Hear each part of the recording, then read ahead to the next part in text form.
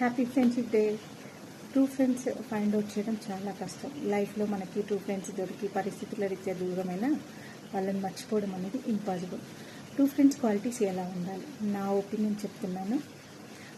First వచ్చేసి ఏ ఇద్దరు friends మధ్య అన్కండిషనల్గా ఉంటుందో అది ట్రూ ఫ్రెండ్షిప్. ఇది ఫస్ట్ క్వాలిటీ.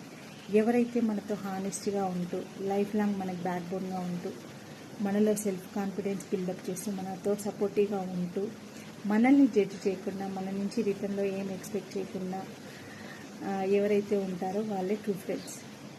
ఇవన్నీ ఒక సైడ్ నుంచి కాదు, ఇద్దరూ అలాగే ఉండాలి. ఎంతమంది ఫ్రెండ్స్ ఉంటే వాళ్ళందరూ ఈ క్వాలిటీస్ అన్నీ మెయింటైన్ చేస్తూ మ్యూచువల్గా అండర్స్టాండ్ చేసుకుంటూ ఉంటే ట్రూ ఫ్రెండ్షిప్ అనేది బిల్డప్ అవుతుంది. ఇలాంటి ట్రూ ఫ్రెండ్స్ మీ లైఫ్లో ఎవరైనా ఉన్నారా?